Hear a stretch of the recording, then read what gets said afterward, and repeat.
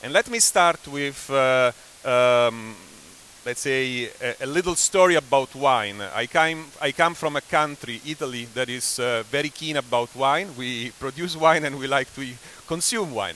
So in the early stage of digitalization of public sector, we were thinking that by putting digital technologies on government processes and basically digitalizing the government processes as they were, we would achieve efficiencies, we would get citizens to be more engaged, and in the end we would reach a higher satisfaction from business and individuals. Unfortunately, this is not so easy, and here is where the wine metaphor comes in, because this is like putting a new wine in an old bottle. If the bottle is old, even if you keep pouring in a new wine, it would still taste not that good. You need to have a new bottle, fresh and fit for purpose for the new wine. And this is where the whole concept of digital government comes in, because the concept of digital government is taking care of the substance, the wine, and the infrastructure, the platform, which is the bottle.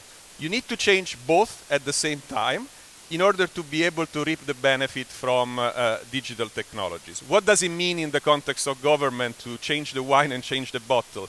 It means that on the one hand, you need to prepare the technical platform that would allow digital technologies to be used, but at the same time, you also need to think what these digital technologies are enabling in terms of new processes, different ways of designing public services for the consumers, for the users. Now, if you have to design public services from scratch, making the best use of digital technologies, the most obvious way, the smartest ways to do this is to involve the citizens, the users, the business in the design of the services themselves. And when you do this and you move into this public design type of rethinking of how public services are provided, you may discover interesting things, and this is what the experience that we have been making in, let's say, all around Europe when we started looking at, in different member states, at redesigning public services. Asking users how they would like to have the public services set up and designed may bring a novel approach in the minds of all of us who are public service providers, because the typical shortcoming of not asking the users what they would like to see is that we would think of digitalization as a way to achieve efficiency. So we would take a process, streamline the process, make it better by cutting the waste between the different steps. But this making it better is not fundamentally leveraging the potential of technologies. So, for example, is this process going to be tailor-made or made, let's say, specifically customized for the need of the particular user? Probably not, because with these services were designed in an era where we were trying to, let's say, fit many different customers with the same type of process, with the same type of services. Now technology allows us to directly engage with the users, ask to the users basically what he or she wants, and then respond dynamically to this need by providing specific services that are, let's say, made for them. Now, this is how platforms like Amazon, Google's and others, or Netflix, or any other platform that you may think of work, but it's not how the public sector typically works. So, let's say most modern organizations, and I know that Sweden is one of those at different levels of government, are experimenting a lot with public design, redesigning the public services, having the users have a say, and this leads to sometimes complete different thinking about how the public services are designed. Let me make an example for Europe. In Europe we have several different single windows where different users that have to comply with regulations have an entry point where they are, let's say, sending documents, exchanging documents with the either with the European Commission or among organizations. Now, these single windows are typically a pain, because think of this as you are in the shipping business, for example. You have a boat, you arrive in a port, and then you have to comply with the customs type of regulations, for example. Then you have a single windows for customs. But as soon as you have complied with the customs regulations, there may be other areas where you still have to comply, which means that you need to send documents also not only to the customs authority, but also to the maritime regulator authorities, for example. And then the health sector may also request to comply with some documents.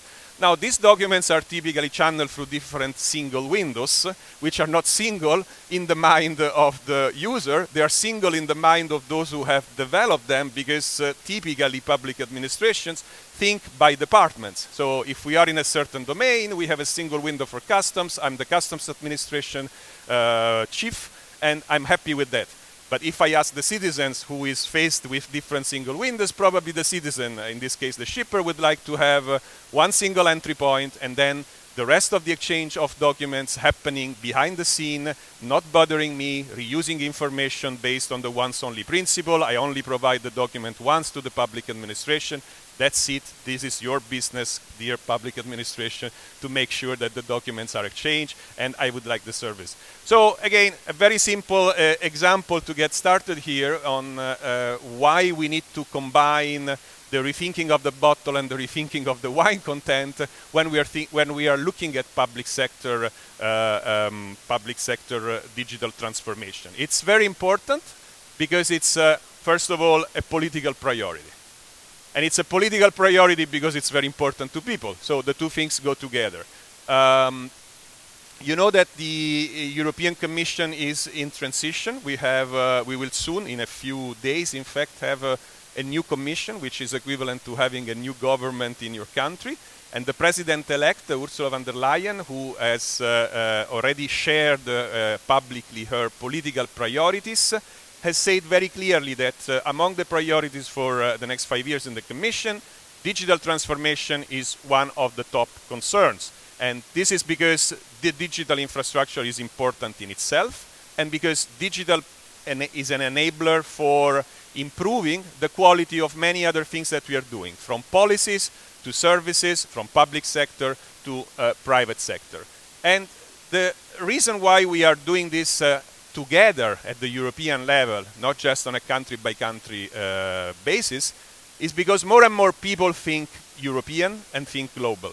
They move around, companies move around, and we want to make sure that the digital service infrastructure that we build, the platform of digital services that we build in our European economic space, it's again fit for purpose for this more globalized world. So you don't want a company that wants to operate at regional level to get stuck just because there are different in legislations between countries in the single market in Europe, and the digital platform, for example, of the government doesn't allow the cross-border interoperability.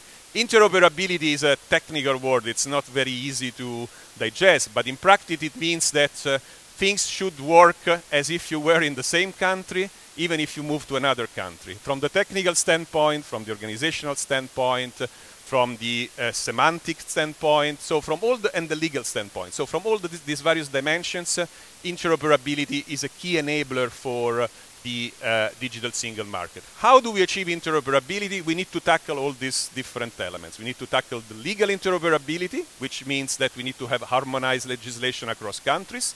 And we need to tackle the technical stack, so the technical interoperability, what we call the semantic interoperability, so making sure that the information can be exchanged in ways that each system would digest them and translate them in actions, and that the technical infrastructure is can talk to each other. And you know, in a country as complex as from an institutional standpoint as Sweden, with different levels of governments, how difficult this could be to make different technical systems talk to each other, exchange information, harmonize things, because you have different legal elements, you have different technology, legacy environments, and you cannot just turn off the machines and build something new all of a sudden. And you have to have also standardization and harmonization of information flows. Now, think this on steroids, and this is Europe, where you have basically the same, but multiplied by the complexity of the different governments, the different layers in government, the different cultural differences that exist in our region. So it's a challenge, and that's why we believe that we need to get prepared for this challenge. And in order to be prepared for this challenge, we need a strong legal framework and a strong technical framework. So I will now spend a few minutes to go over what we have and also what we should have in the future, hopefully, and that's, I hope, is also inspiring for your discussion today and tomorrow. So once you start looking at this interoperable government service platform, you need to answer several questions, but most of these questions are related to trust. And trust is very important today, much more important than in the past. This is what this slide is telling you, in fact. Why is it the case? Because in the past, we were putting together basically people and physical devices. So a handshake or a physical signature would be enough to make things happen on the business side, for example. But with technology evolving and giving us the possibility to do things online, do things digitally, using platforms to do business, we need to have the same level of trust that you have with the handshake, the same level of confidence that you have in a handwritten signature, the same level of trust that you may have in exchanging ID cards in a digital environment. And this is what we need to have the technology environment platform ready for this cross-border interoperable government services capability that it's needed. With the age of data everywhere, artificial intelligence everywhere, things are getting, let's say, even more challenging, if you want. The technology is an enabler, as in the previous presentation. We have seen that you can do a wonderful thing with technologies, but obviously you need to have a strong legal trust base to make sure that technology can work safely. Particularly because most of us work in government, and we know how important it is to comply with rules, to be trustful and to be trusted, because otherwise government would not exist if there was a trust crisis. So if you think of these two aspects, the laws, the rule of the law, and the technical platform, what we have now in Europe and what we have built together, I would say, European Commission helping with member states taking the lead in implementing several of these actions, is to have a legal framework that covers, in particular, the identification and trust aspects. It's a regulation called eIDAS. You may have heard of it, probably, but de facto, it's setting up rules for mutual recognition of things like identification and trust services. So I sign on paper, and the digital equivalent is the same, has the same legal value. These are basic ingredients, but they are fundamental, because without being able to tell who I am and that what I sign is validating my statement, no transaction in the public or in the private sector sphere can happen. We have then sectoral legislation on e-invoicing, for example, but there's other pieces of legislation on the sharing of public data among between government sectors. So if you look at the legal framework, we do have at the moment powerful legal regulations that apply in all countries in Europe, that provide the basis for putting in place a platform for government services. The most recent new kid on the block is the single digital gateway. I know that you will be discussing this also today and tomorrow. Single digital gateway is a very powerful new regulation. We still have to work on making it happen, and I will come back to this in a few seconds, because this is where the technology can help realize the concept, or the dream, if you want, of having digital services available for everyone, from everywhere, from wherever you are in Europe, in an harmonized way. So having access to digital services all over Europe, independently of where you are. For example, I'm Italian, but I live in Luxembourg. I want to have access to services in Luxembourg, but most of my papers are stored in Italy. How do we do? Now I take a plane and I go to Rome and I get the papers done, or let's say I get them sent to me by email. But all these things with the single digital gateway would disappear, because it would happen behind the scene. It would happen through a technical infrastructure that would make it work. And I will go back to this later. But this technical infrastructure is populated by what we call building blocks. What are the building blocks? You can think of the Lego blocks that are part of our upbringing, I think, of our growth as children. So the Lego blocks are basic components that you can plug in different forms and shapes. But they are all interoperable. You can always use different Lego blocks of different colors and put them together. And then you build houses, you build cars, you build trucks, whatever you want. Now, you can think of the technology equivalent of the building blocks as components that are generic and reusable, can be plugged in different systems and perform basic tasks. And then by putting together different building blocks, you build a house. And the house could be what we call a digital service infrastructure. So let's say a set of services or a government platform that provides specific services.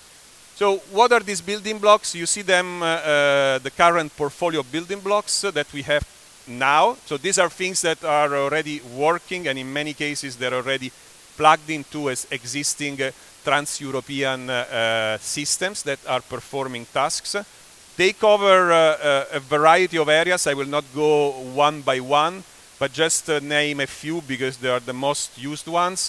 EID, for example, is the standard, the generic standard for identification and authentication. So basically telling who you are and making sure that you can do actions. You have the right to have certain actions in the digital domain because of the role that you have and the capacity that you have. E-delivery moves your information from one point to another, and it does so in a secure way, so that basically no one else can see that information. You can make sure that the content remains the same and no one else can look at it. E-signature is performing various services, but the most important one is that you can sign digitally, and it is equivalent to signing on paper from a legal point of view, and it's easy to do it because you do it on your smartphone, basically. There are several others, but I will not get into this. Perhaps just the last one, because we are in Europe. Europe speaks different languages. You cannot imagine how important it is to people to be able to listen or hear in their own language. So I'm saying this because I'm speaking to you in English now, but if I had the building block for speech-to-text or text-to-speech now operating, you would probably be listening to a good Swedish translation of that. What we have now as a building block is an automatic translation tool that we use, for example, in our website, so that the content, the text, it's automatically, dynamically translated into different languages. And this is very important, for example, for services, because if you have the single digital gateway platform up and running, you want people to engage with this platform in their own native language or in the language that they choose. And again, this building block provides this capability. Now, building blocks are very much used in Sweden. You can see how many reusable solutions and building blocks you are already either leading in operating or taking aboard. And that is something that I would like to thank you for, because many colleagues here are key leaders in not only using, but also developing and advancing the tailorization of these Lego blocks. And the Lego blocks are important component of the government service platform. And these are examples of what do we do with the Lego blocks. They are not an end in themselves, but they are used to build things. So again, these are all systems that are currently up and running where we put together different blocks, digital identity, digital signature, e-delivery, so the secure exchange of data, e-translation in some cases. And these systems are covering health, justice sector, e-commerce, social security. If you are interested, you can go on the CEF, the Connected Europe Facility website, and look into the stories that are describing how these systems work. But just to make an example, think about e-health. What these systems do is to enable the exchange of information about patients. And although this is not completed yet, eventually when the whole infrastructure will be completed, it means that a doctor in Germany can have information about someone who is in, let's say, from Italy, for example, and is falling sick while visiting Berlin. And again, you need to have access to this information in a standard format, in a secure way, and this information will be available to the doctor only because the doctor will be authorized through the EID building block to make sure that he sees the information that you are in need of. And obviously, the improvement in the performance of the health system is very logical. Now, all these things are designed to be cross-border, meaning that they should be working with the European dimension, but this doesn't mean that they cannot be used also within countries. And many countries in Europe have different level of service provision at the local, municipal level, at regional or provincial level, and at state level. And typically, the healthcare is a typical example in many countries.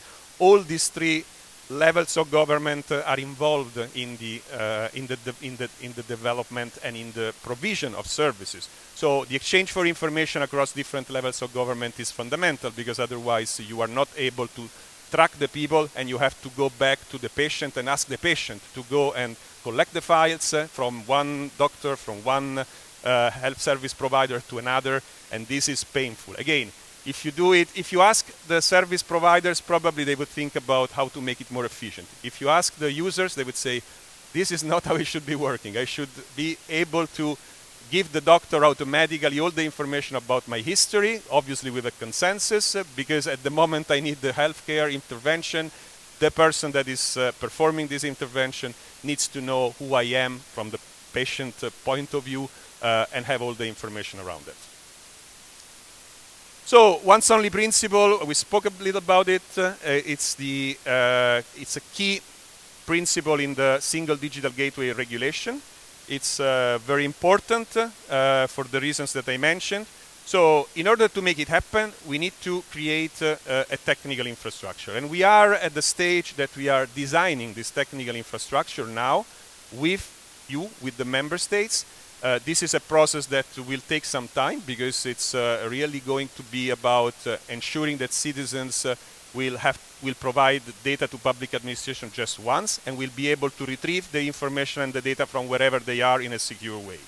So it's very important, and the reason I'm mentioning this is not because you need to go and delve into the details of how this will be working from the technical standpoint, but first of all, to reassure you that we are starting to think about how the technical platform will look like. It will be based on the existing and new building blocks. So we will put together the Lego blocks to make it happen. And it will combine two important features. One, the secure data exchange for authorized people. That's an important component of it. And the second thing is GDPR compliance. So we want the consensus to be there at each moment in time, complying with the law and complying with data protection regulation. We will be, let's say, enabling the treatment of the data according to the rules. These are two important things. One is a functionality that allows to basically get access to the service wherever you are.